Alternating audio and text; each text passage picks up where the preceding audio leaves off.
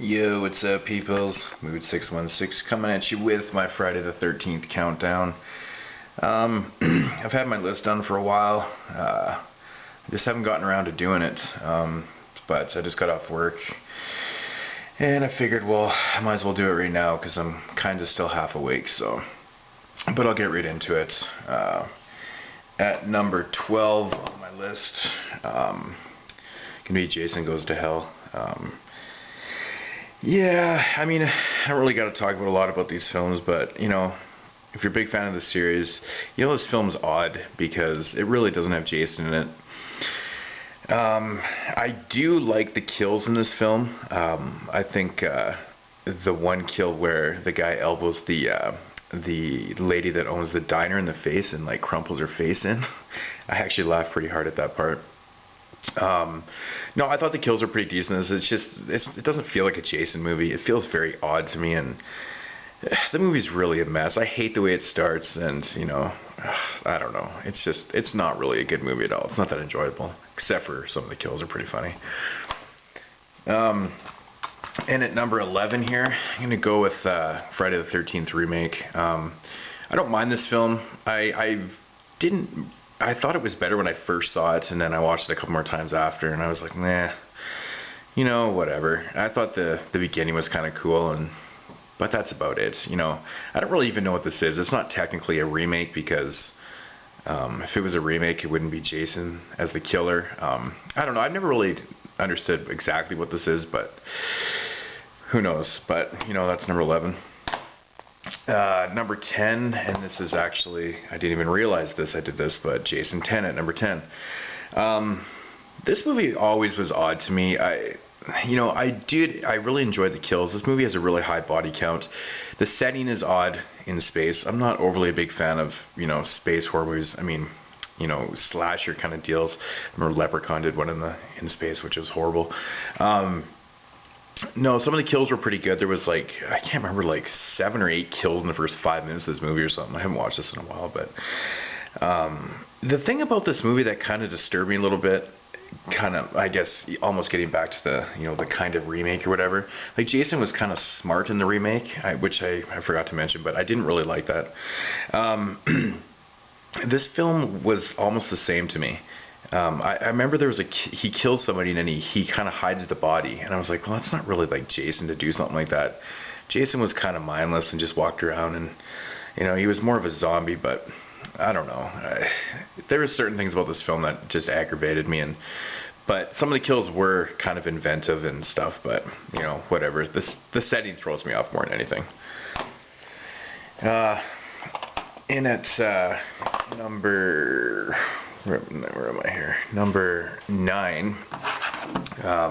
Into my box sets here. Number 9, Jason Takes Manhattan.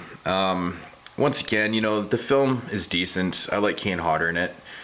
He makes a really good Jason. The setting is odd once again in this film. It kind of throws me off a little bit. Most of the movie's on the boat. Jason Takes Manhattan.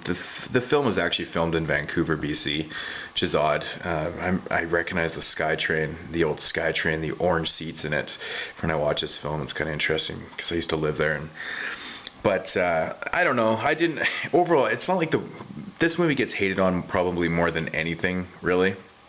I find a lot of people are always shitting on this movie, but I technically don't mind it. I would rather the setting be around the lake and stuff, but I do find that a little odd. But coming in next here, number 8, Freddy vs. Jason. I talked about this movie in my Freddy countdown. I do enjoy this film. Like I said, I think Jason kills a lot more people than Freddy does. It's not bad. It does have an interesting kind of feel to it. It does have that that 2000 kind of early-ish feel to it, slasher feel, but it's not overly the worst thing in the world, and it's not bad, so it's kind of in the middle of my pack here.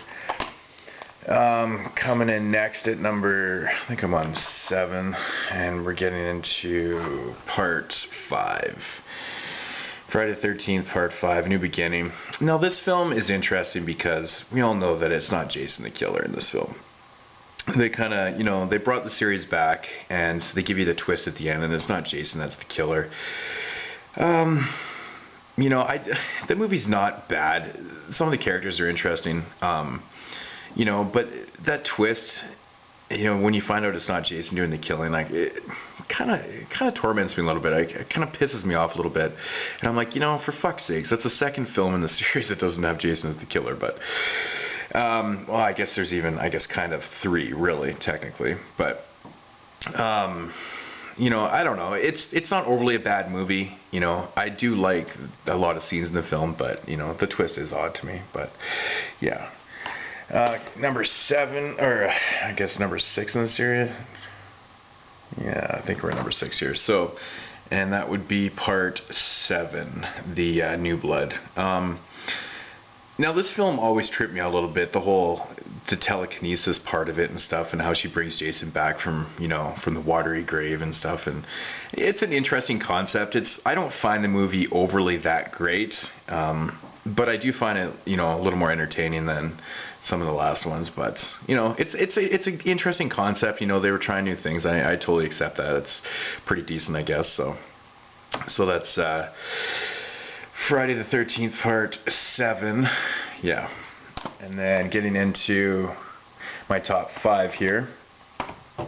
And don't hate on me for this, but in at number 5, this is the original Friday the 13th. I'm a really big fan of this movie, and the top 5 was hard for me because you know, all the films I have in my top 5 are obviously my favorite, and I watch them the most. But you know, I do really like this film. I loved watching Kevin Bacon die in this film. That was pretty awesome. You know, we all know that Jason's not the killer in this film, and it is what it is, right? It's a good film. It started off the whole thing, but you know, number 5. Coming in at number 4, we've got, oh man, what are we at here? Friday the 13th part 6, Jason Lives.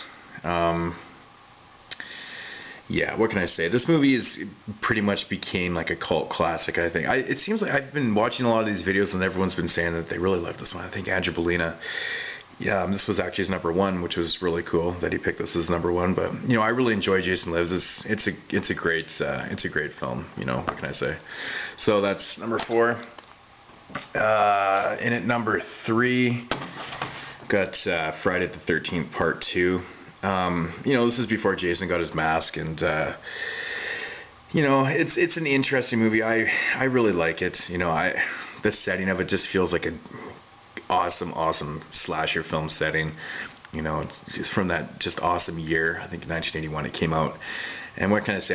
I'm a really big fan of settings in movies, and this one just really does it for me. Even though it doesn't have that classic looking Jason because he doesn't have his mask yet, but I really enjoy it. This is kind of a grimy, kind of, you know, bloody, you know, mess of a movie. I love it. It's good.